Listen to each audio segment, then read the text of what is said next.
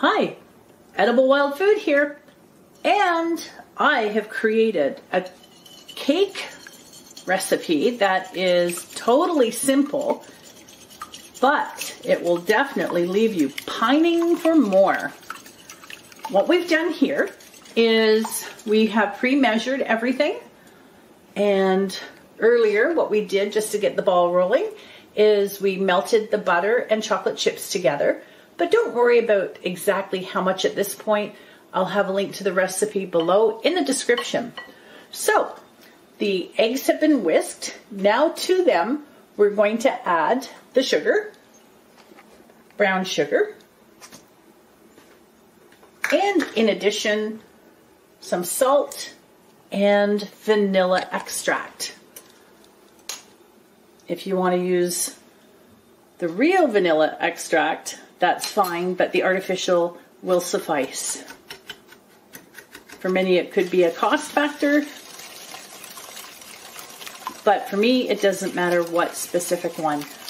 I use the artificial vanilla extract for this. Okay.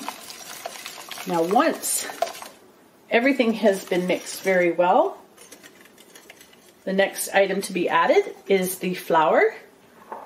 So that will get put in, as well as the pine powder.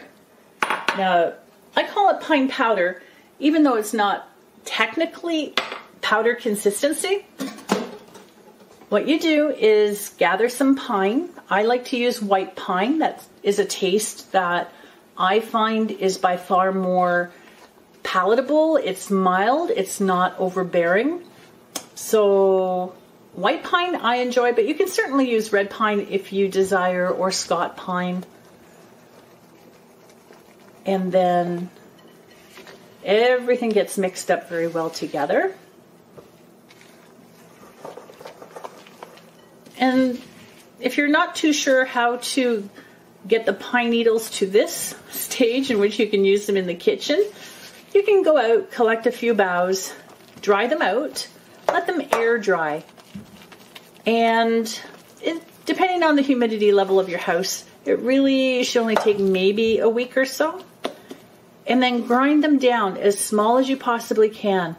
Whether you have a coffee grinder or a Vitamixer, any way that you can grind them down to the smallest consistency possible. So now we have a wonderful blend here, and to it, here comes the butter and the chocolate chips.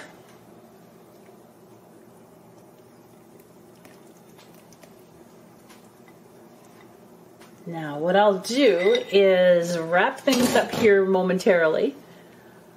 We're going to get this blended well, and you'll have a baking cake pan, or it can be a glass casserole dish. It doesn't really matter. Whatever you have is fine.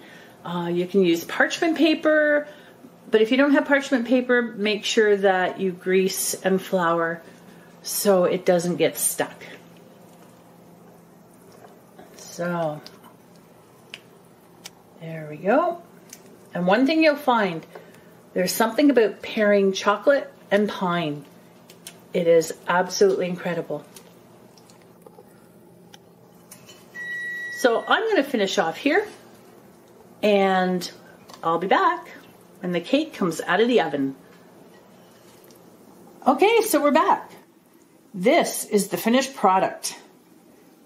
Now, at this point, you can finish this cake off any way you desire. You can eat it plain, which, by the way, tastes absolutely incredible. Or you can dust it with confectioner's sugar, a glazed icing, whatever you're choosing. No matter what, this is certainly going to be a favorite. You're going to see here that part of the cake is missing. Now, to find out what's going on, check out my next video on how to make a rum ball. Thank you for watching.